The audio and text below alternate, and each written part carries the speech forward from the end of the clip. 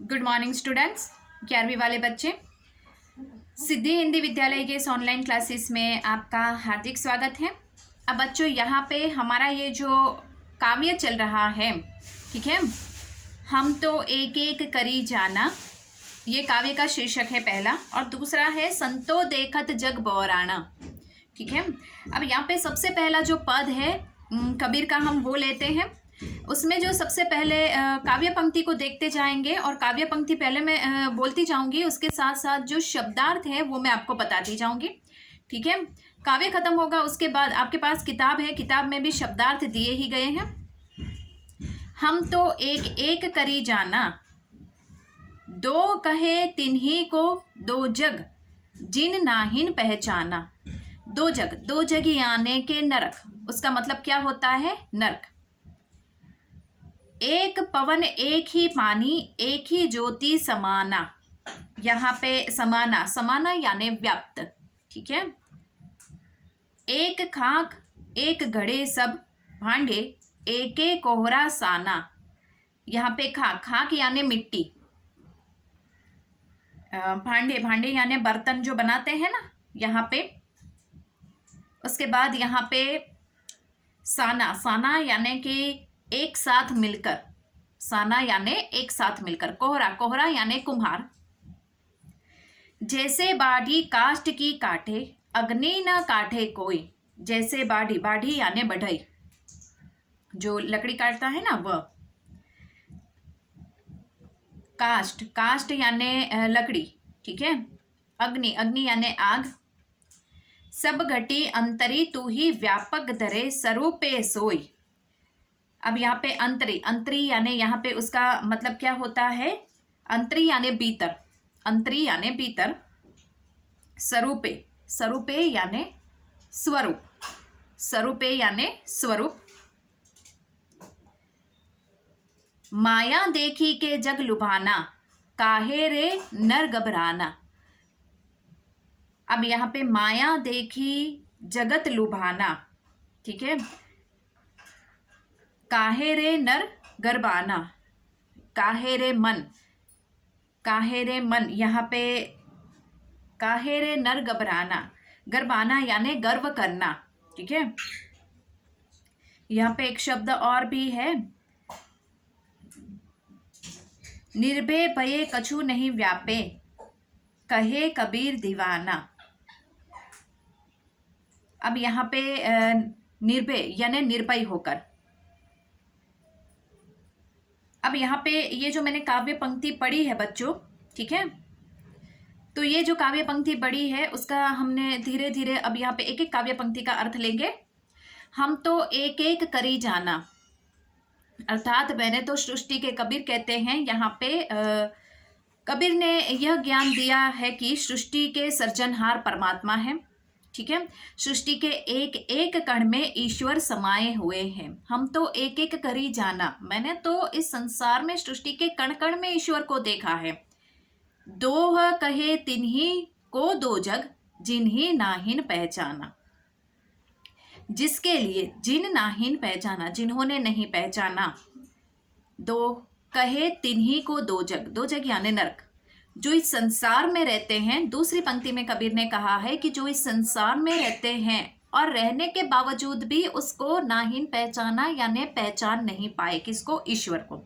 जो इस संसार में रहकर भी ईश्वर अर्थात परमात्मा को पहचान नहीं पाए, उसके लिए ये संसार दो जग यानी नरक के समान है।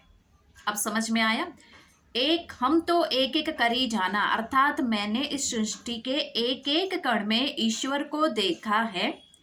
दोह कहे तिन्ही को दो जग, जिन नाहिन पहचाना, अर्थात जो इस संसार में रहकर भी ईश्वर को नहीं पहचान पाया, उसके लिए यह संसार नरक के समान है। ठीक है। एक पवन एक ही पानी, एक ही ज्योति समाना। कबीर ने आगे बढ़कर ये कहा है दूसरी पंक्ति में कि जब तक मैंने देखा है तब तक एक ही पवन है। हवा एक जैसी है, दिखाई देती है? कोई भी हवा का रंग दिखाई देता है हमें? नहीं, एक ही प्रकार की हवा है। जिसको हम महसूस कर सकते हैं, सांसों के माध्यम से ले सकते हैं, लेकिन ना तो हमने उसको देखा है, ना ही हमने उसका रंग रूप आकार कैसा होता है नहीं पता। मतलब एक ही पवन, एक ही पानी। पानी भी देखिए हम उसको मुट्ठी में बंद नहीं कर सकते, बह जाता है। उसका भी वो कैसे पारदर्शक होता है, ठीक है। उसमें हम रंग मिलाते हैं तो वो रंगीन दिखता है, बाकी वो पारदर्शक है। ध्यान से देखिएगा, द्रव्य है, एक ही पानी है, एक ही पवन है, एक ही ज्योति समाना। ईश्वर तो सृष्टि के वही एक ही प्रकार की हवा में समाये हैं, एक ही प्रकार की पानी में समाये हैं, और एक ही प्रकार की सभी ज्योति में समाये हैं। दिया जब जलता है, उसकी ज्योत देखिएगा, चाहे मोमबत्ती हो या दिया हो, ज्योत तो एक ही समान होती है उसकी, ठीक है। उसका कर्तव्य क्या है? जलना। तो यहाँ पे ईश्वर जो है वो सृष्टि में, हवा में, पानी में, हर एक जगह पे व्याप्त है। यहाँ तक कि ज्योति में भी समाये हुए हैं, एक चिंगारी में भी समाये हुए हैं ईश्वर। एक ही खाक गड़े सब भांडे, एक ही कोहरा साना। अर्थात यहाँ पे जो मिट्टी होती है, जो कुम्हार होता है, वो एक ही प्रकार की, खाक गड़े सब भांडे, यानी मिट्टी एक ही प्रकार की यहाँ, लेकिन जो कुम्हार होता है वो जैसे कि एक ही मिट्टी जो होती है उसमें से कितने प्रकार का अलग अलग आकार बनाकर बर्तन बनाता है ना। ये संसार भी ऐसा ही है। उसमें कबीर ने कहा है, ध्यान से सुनिएगा, एक ही खाक गड़े सब भांडे, एक कोहरा साना। यहाँ पे कबीर ने बहुत सारे तरह तरह के 2-3 उदाहरण दिए हैं सृष्टि ईश्वर को समझने के लिए। उन्होंने कहा है पहले उदाहरण में कि जो एक खाक गड़े सब भांडे, एक कोहरा साना, जो कुम्हार होता है, ठीक है, वो मिट्टी को एक साथ में मिलाता है पानी मिलाकर, ठीक है। मिट्टी एक ही प्रकार की मिट्टी है, एक ही समान है, कोई भेदभाव नहीं है, लेकिन एक ही प्रकार की मिट्टी में खाक गड़े सब भांडे, मतलब वो बहुत सारी मिट्टी के बर्तन बनाता है, अलग अलग प्रकार। जैसे कि एक ही मिट्टी में से उसने मिट्टी की थाली बनाई, कटोरी बनाई, है ना, गिलास जैसा बनाया, थाली जैसी बहुत सारे बर्तन, उसके मटके बनाए, ऐसी बहुत सारी चीज़ें बनाई एक ही मिट्टी में से।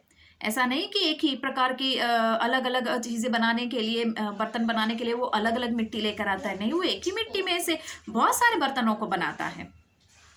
जैसे बाढ़ी काठ काष्ठ की काठे, अग्नि न काठे कोई। अर्थात यहाँ पे कबीर ने और आगे बढ़कर कहा, दूसरा उदाहरण में उन्होंने बताया है कि जैसे कि जो बढ़ई होता है, जो लकड़ी को काटता है, ठीक है, वो लकड़ी को काट, ध्यान से सुनिएगा, बढ़ई जो होता है वो लकड़ी को काटता है, लेकिन लकड़ी के भीतर रहने वाली अग्नि को वो काट नहीं सकता। हवा को हम काट सकते हैं? कोशिश कीजिएगा, नहीं काट सकते। पानी को हम काट सकते हैं? नहीं काट सकते। हाँ, रोक सकते हैं, लेकिन बहुत सारी मात्रा में समुद्र के पानी को भी हम नहीं रोक सकते, ठीक है। उसके बाद यहाँ पे बताया गया है कि जो अग्नि है, अग्नि को भी हम नहीं काट सकते। समझ में आया यहाँ पे? तो उस प्रकार से यहाँ पे दूसरे उदाहरण में उन्होंने बताया कि जो बढ़ई होता है, वो बढ़ई पेड़ों की लकड़ियों को काटता है, लेकिन लकड़ी के भीतर रहने वाली जो अग्नि होती है, अग्नि ना काटे कोई भी बढ़ई ऐसा नहीं है संसार में, ईश्वर का बनाया हुआ भी, कि जो इस अग्नि को काट सके। लकड़ी के भीतर रहने वाली अग्नि को कोई काट नहीं सकता। सब घटी अंतरी तू ही, व्यापक दरे स्वरूपे सोई। अर्थात यहाँ पे मैंने आपको बताया ना कि जो बढ़ई है उसका उदाहरण दिया। इस प्रकार शरीर नष्ट हो सकता है, किंतु उसमें व्याप्त आत्मा नष्ट नहीं हो सकती। देखो, सब घटी अंतरी तू ही, व्यापक धरे स्वरूपे सोई। अब यहाँ पे स्पष्ट बताया गया है कि जो यहाँ पे इंसान होता है, हम अच्छी तरह से जानते हैं, जैसे कि जो मन होता है ना, वो मन कभी बूढ़ा नहीं होता, शरीर बूढ़ा होता है, ठीक है ना। पहले छोटे से बच्चे के रूप में, फिर धीरे धीरे युवावस्था में, तरुणावस्था में आते हैं, फिर युवावस्था में आते हैं, फिर धीरे धीरे हमारी उम्र होने के साथ साथ हम बूढ़े होते चले जाते हैं। तो बिल्कुल उसी प्रकार से यहाँ पे बहुत अच्छी बात बताई गई है कि शरीर मरता है, आत्मा नहीं मरती।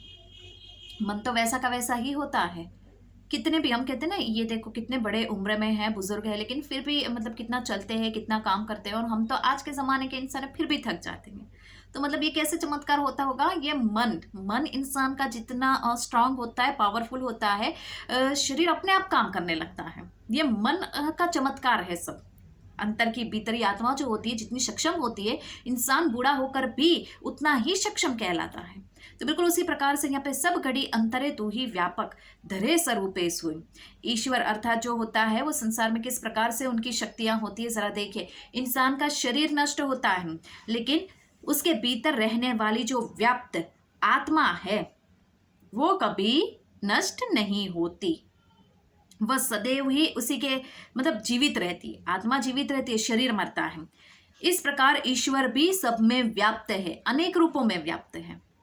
ये उदाहरण उन्होंने दिया है शरीर का। सब घटी अंतरी तू ही व्यापक धरे स्वरूपे सोई। ईश्वर जो होता है सृष्टि के एक एक कण में व्याप्त है। ईश्वर सब में समाया हुआ है, अनेक रूपों में व्याप्त है। मैंने आगे आपको बताया ना, किसी इंसान हमारी मदद करता है, हमारी सहायता करता है, तो मतलब वो जो इंसान हमें मदद करता है उसकी मदद में हमें क्या दिखता है यहाँ पे? ईश्वर। ईश्वर को ढूंढने की यहाँ वहाँ जरूरत नहीं है। ईश्वर तो हमारे मन के भीतर है। जो हमारी सहायता करता है वो हमारे लिए भगवान के समान है। मैंने आपके आगे भी आपको बताया था कि संसार में ईश्वर हर जगह पे हमारी सहायता के लिए नहीं आ सकते। इसके लिए उन्होंने ऐसे इंसानों को बनाया, उसके लिए उसने माता पिता को बनाया, उसके लिए उसने रिश्ते बनाए।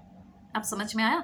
तो वो जिस प्रकार से शरीर में से आत्मा, यहाँ पे शरीर की मृत्यु होने के बाद भी आत्मा नहीं मरती है, उसी प्रकार से संसार में ईश्वर सब जगह में व्याप्त है, अनेक रूपों में व्याप्त है।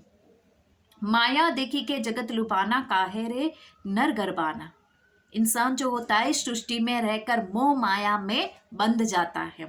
माया से वो लिप्त नहीं हो पाता है, वो अलग नहीं हो पाता है, वो उसको छोड़ नहीं पाता है, और दिन ब दिन मोह माया और लालच में वो डूबता ही चला जाता है। काहे रे नर गरबाना। किस किस प्रकार का गर्व करना? इंसान का शरीर, ये भी हमें भगवान ने दिया है, हमारे माता पिता ने हमें ये शरीर दिया है। नाम जो है वो भी उन्होंने दिया है, शिक्षा है वो भी उन्होंने दी है, सब कुछ हमें उन्होंने दिया है। हमारे पास हर एक चीज, हम किसी के एहसान तले हैं। फिर भी हम, पता नहीं इंसान किस बात का ये गर्व करता है कि मेरे पास बहुत कुछ है, मेरे पास सब कुछ है। ये समझ में नहीं आता। तो माया देखिए, अर्थात संसार में रहकर जो इंसान मोह माया लोभ लालच में आते हैं, पता नहीं वो नर कौन से प्रकार का गर्व करता है। तो बच्चों आज के इस वीडियो में हम यहाँ तक रुकते हैं। एक ही लाइन बाकी है, आने वाले वीडियो में वापस उसका रिवीजन करके थोड़ा सा समझेंगे, धीरे से समझेंगे, कोई जल्दबाजी नहीं करेंगे। तब तक के लिए यहाँ पे रुकते हैं। Thank you.